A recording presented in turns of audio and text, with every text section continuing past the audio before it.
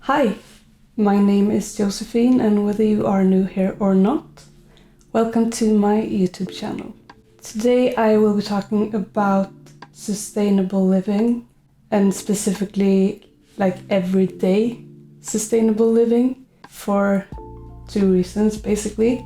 The first one is that I live in Norway and we reached the Earth Overshoot Day on 12th of April. The Earth Overshoot Day is when humanity's demand for ecological resources and services in a given year exceed what the Earth is able to regenerate in that year. So basically on April 12th we had already used the resources that we should be using in a year, and that is quite insane. And also, since a lot of us, not me personally, but a lot of people have been working from home the past year, and since we are at home a lot, I think it's really important to implement changes into how we live in our homes, how we treat the environment, and so on. I have some advice on changes that you can make to hopefully live a more sustainable life. So the first advice that I have is to replace as many of your disposable products as you possibly can. And I will give you examples on things that you can easily replace. So instead of shopping bags, you can bring a tote bag when you go shopping. I also usually wear a backpack, and if I just put a tote bag in my backpack, I know that I am always prepared to go and buy groceries without having to buy a plastic bag. If you are a woman and you have a period, you can replace tampons with a period cup. You can use that over and over again for many years. So not only will you save resources, you will also save a lot of money by doing that. And if you are more of a pad girl, you can replace the disposable pads for cloth pads or period underwear. I'm planning on making a video about this specifically, so yeah, I will show you more once I have all of those things. Next up is cotton rounds, the ones that you use to clean your face and stuff like that. You can still use cotton rounds, but instead of buying disposable ones, you can buy them as a reusable product, bottled water. If you always bring a thermo cup or thermo bottle, you can have water with you all the time and also keep the water cold for a longer period of time than you would if you were to buy a cold bottle of water in the store. And instead of plastic food containers, you can buy them in glass. My camera died a bit here, but the basic idea is that glass is more flexible and more durable than plastic.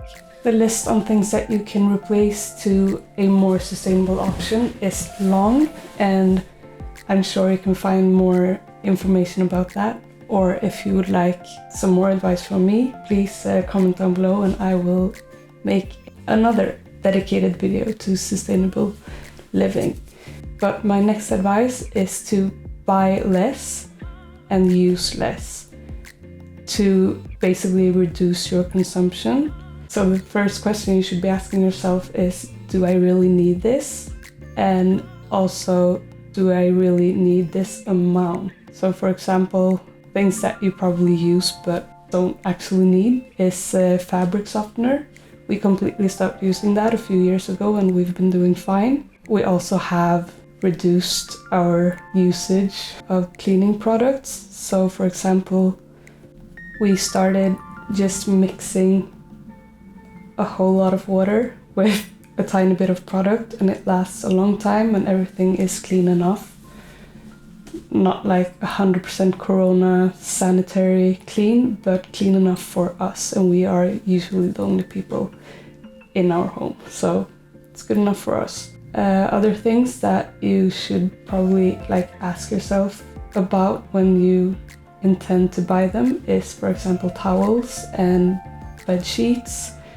I know that many people have 1,000 towels and 1,000 throw pillows and stuff like that, and you really do not need that much. Maybe if you're a family of 10 and you need to change it up often, but if you are 2 people, it should be enough with 2 bed sheets, 2 towels, maybe 3. We have 4 towels, I believe, but we are always prepared for having guests. So if we have a guest over, we want them to be able to use their own towel. But 3 or 4 is definitely enough for 2 people. My next advice is that you buy things that last. And with this I mean take into consideration when you buy something, what kind of material it's made out of, maybe where it was made. And I think that one of the places in people's homes where there's huge potential for things being more sustainable is the kitchen. I'm not saying that you should throw away all of your kitchen appliances if you already have them and they're working for you. But if you, for example, are moving away from home for the first time and you're going to buy all these things for the first time, I think that it's really, really important to think about how long they will last, if they are decent for the planet. Yeah, like our frying pans will definitely live way longer than the both of us. So if we ever have kids, we can give it to our kids and they can give it to their kids and so on. But I know with a lot of like non-stick, a lot of frying pans and pots and stuff like that are being made now are not being made to last for a long time. And I think that is really problematic. So spend a little bit extra money to buy things that will last. And also when you have things that you need to take care of, like for example our frying pan, you get a very like personal relationship with these things and you want to take care of them. We want them to last. Also, you can think about the packaging on things. Is there a lot of plastic on it? Could you buy something else that is not plastic? Could you buy things in bulk and so on? So that is something to have in mind. Plastic does usually last for a long time if you don't by mistake melt it on the stove, which I may or may not have done before. But plastic is derived from substances like natural gas, petroleum and coal, which is not good for the environment. So for that reason we have chosen other materials than plastic in our kitchen. So these things are just a demonstration on kitchen appliances that you can have that are not made out of plastic. We also try to reuse things as much as possible. So this jar was originally for jam, but now we're using it for oats. And this glass was originally for candles, and now we use it to drink stuff. My next advice is to always try to find things secondhand before you go out and buy them new. Because if you buy things that are already in the like consumption loop, you're decreasing the demand on making new products. If you watch some of my videos, you probably know that I'm a huge advocate for thrifting. I love to go to thrift stores and buy things. In general, I am a very materialistic person, unfortunately. So I love to buy things. And the only reason I feel decent enough still doing it is when I buy things that other people don't use. So go to thrift stores, go to websites. Here in Norway we have Ties, Finn. In Sweden I know there are a few ones, Tradera and Blocket. And in America, where most of my viewers are from, you have Craigslist, you have ThreadUp, Facebook Marketplace, and so on.